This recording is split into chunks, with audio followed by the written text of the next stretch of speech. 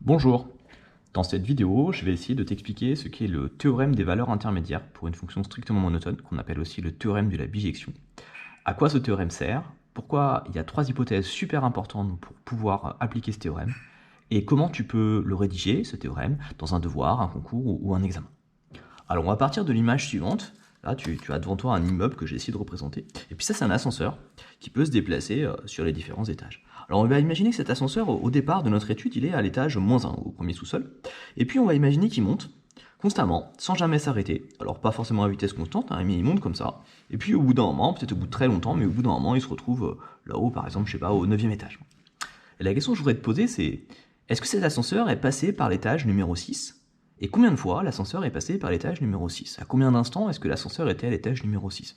Alors ma question te paraît peut-être un petit peu bête, la réponse c'est évidemment une seule fois. On va essayer d'analyser comment on a raisonné pour pouvoir dire que l'ascenseur passait une seule fois par cet étage. Déjà on a fait une hypothèse qui va te paraître un petit peu bizarre, mais on a imaginé que notre ascenseur il se déplaçait de façon continue. C'est-à-dire que quand il montait comme ça et qu'il allait de -1 jusqu'à 8 ou 9, il passait par tous les endroits entre -1 et 9. On a imaginé qu'on interdisait à l'ascenseur, par exemple, de commencer comme ça à monter et puis de disparaître, de se téléporter pour réapparaître plus haut. Donc on va imaginer que le déplacement de l'ascenseur il est continu, ce qui est assez raisonnable. Ensuite on a fait une deuxième hypothèse, c'est que notre ascenseur il montait constamment. C'est parce que l'ascenseur il monte constamment qu'il n'a pas le droit de redescendre comme ça, qu'on est sûr qu'on passe qu'une seule fois par la hauteur 6. Tu vois, si l'ascenseur comme ça, il était parti de -1, il était monté, je sais pas, jusqu'au 7e, puis redescendu au 4e, puis ensuite monté au 9e, là on ne serait pas passé qu'une fois par l'étage 6, on serait passé 3 fois. Donc l'ascenseur doit monter de façon continue, donc pas se téléporter, ne doit pas non plus avoir le droit de redescendre ou de s'arrêter. Et puis une troisième chose qui est assez simple aussi, mais qu'il faut bien vérifier, c'est que on est passé par l'étage 6 parce qu'on est parti de -1 et qu'on est arrivé par exemple à 9. Et que 6 c'était compris entre -1 et 9. Que 6 était un étage intermédiaire entre -1 et 9. C'est pour ça que ce théorème porte ce nom-là. Alors je te propose de voir un exemple où il s'applique en mathématiques avec une étude de fonction. Alors je vais passer un petit peu vite sur le contexte, mais voilà une fonction du 3e degré un petit peu compliquée, qui est définie sur l'intervalle entre -2 et 5. Et puis la question qu'on se pose, c'est l'équation f de x égale 6, qui est une équation compliquée. On ne saurait pas la résoudre si on la posait, probablement pas. C'est une équation du 3e degré. Cette équation aura-t-elle des solutions si on se restreint à l'intervalle entre 3 et 5? Autrement dit, est-ce qu'il y a des nombres entre 3 et 5 qui sont solutions de l'équation f de x égale 6? Et puis si on trouve que oui, on peut aller un peu plus loin, combien il y a de solutions à cette équation f de x égale 6? Alors pour répondre à ça, on va d'abord devoir étudier la fonction f, faire son tableau de variation. Alors ça, je pars de l'hypothèse que tu sais faire ce genre de choses. Ici, la fonction f, c'est une fonction du 3e degré. Sa dérivée, elle est du 2e degré. Je l'ai mise rapidement ici. On peut ensuite trouver le signe de sa dérivée qui est du 2e degré avec delta, avec les racines. Voilà. Si tu sais pas faire ça, je te laisse peut-être d'abord revoir le cours là-dessus. Si tu comprends pas trop ça, c'est pas très grave à la rigueur. Le but, c'est que tu imagines qu'on est capable de trouver le tableau de variation qui est ici. Donc voyons ce qui s'est passé. Donc on a d'abord étudié le signe de la dérivée qui nous a donné les variations de f. Et notre fonction f, elle était d'abord décroissante sur l'intervalle entre -2 et 2, et puis croissante sur l'intervalle entre 2 et 5. Bon, alors, souviens-toi, la question qu'on nous posait ici, c'est l'équation f de x égale 6 a-t-elle des solutions sur l'intervalle 3, 5? C'est pour ça que je les ai remis en bleu ici. On va uniquement s'intéresser à ce qui se passe entre 3 et 5. Alors tu as vu, j'ai aussi inscrit en rouge quelques images importantes. Par exemple, f de 5, c'est à peu près 13. Et puis, f de 3, ce serait aussi intéressant, puisqu'encore une fois, on nous demande de travailler sur l'intervalle 3-5. Donc je te propose qu'on calcule f de 3.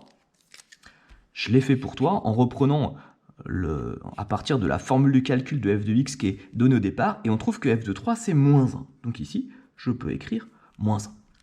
Et puis là, je pense que la réponse à la question, elle va t'apparaître. Si on est sur l'intervalle entre 3 et 5, l'équation f de x égale 6 a-t-elle des solutions?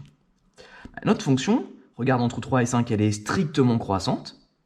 Et puis 6, c'est quelque part entre -1 et 13. 6, c'est intermédiaire entre -1 et 13. Donc je vais avoir le droit de l'écrire ici, quelque part, n'importe où. Et écrire ça, ça signifie qu'il y a quelque part sur la première ligne une valeur de x, alors que je ne connais pas, et ce théorème ne me permettra pas de la connaître. Mais je saurais qu'il y en a une. Je peux l'appeler alpha par exemple. Il y a une valeur de x, alpha par exemple, qui est solution de l'équation f de x égale 6. Et sur l'intervalle 3, 5, il n'y a qu'une seule solution. On a répondu à la question qui nous était posée. Oui, l'équation f de x égale 6 a une solution sur l'intervalle 3, 5, et même une seule. Alors dans un contrôle, comment est-ce que tu peux rédiger? Il y a plusieurs façons, bien sûr. Moi, je te propose celle-ci. Alors on précise bien d'abord sur quel intervalle on travaille. Donc on est sur l'intervalle 3, 5. Et tout ce qu'on va dire, c'est sur cet intervalle-là. Notre fonction f, elle est continue. Alors ça, j'en ai pas parlé en te montrant le tableau de variation. En fait, il y a un théorème qui dit que si une fonction est dérivable, si on peut calculer sa dérivée, c'était le cas ici, alors elle est automatiquement continue. Donc notre fonction, elle est continue, il n'y a pas de problème, il n'y aura pas de téléportation, de façon de passer de moins 1 à 13 en esquivant 6. Notre fonction sur l'intervalle 3, 5, elle est aussi strictement croissante. Ça, c'est important pour garantir le fait qu'il n'y aura qu'une seule solution. Si elle était strictement décroissante, ça marcherait un petit peu de la même façon. Et puis la troisième hypothèse, c'est de dire que notre nombre cible, la 6, il est compris entre deux images, entre f de 3 qui valait moins 1 et f de 5 qui valait à peu près 13. Or, je vais être un peu approximatif, je vais dire que 6 est compris entre moins 1 et 13. Entre moins 1 et 13. Et donc là, tu vois, on a fait 3 hypothèses. Et ces 3 hypothèses-là, je vais les souligner après, elles vont nous permettre de dire que donc, d'après le théorème des valeurs intermédiaires, ici je te l'écris en abrégé, TVI, théorème des valeurs intermédiaires, eh bien l'équation qui nous intéressait, l'équation f de x égale 6, eh bien elle a une seule solution. Et donc si un jour cette question t'est posée, là on y a répondu. Alors, il y a 3 hypothèses qui sont importantes. Continue, strictement croissante, et si c'est compris entre moins 1 et 13. Pourquoi elles sont indispensables, ces 3 hypothèses? Bien, imagine que ta fonction ne soit pas continue. Et bien dans ce cas-là, on pourrait passer de moins 1 à 13 en esquivant 6. Je te montrerai un dessin tout à l'heure, on peut garder l'image de l'ascenseur pour l'instant. Pourquoi c'est important que la fonction soit strictement croissante? Imagine si par exemple on avait travaillé sur l'intervalle entre moins 2 et 5, au lieu de juste 3, 5, tu vois, sur tout l'intervalle que j'ai représenté dans mon tableau. Eh bien, l'équation f de x égale 6, elle n'aurait pas qu'une seule solution. Parce que 6, je l'aurais aussi croisé à cet endroit-là.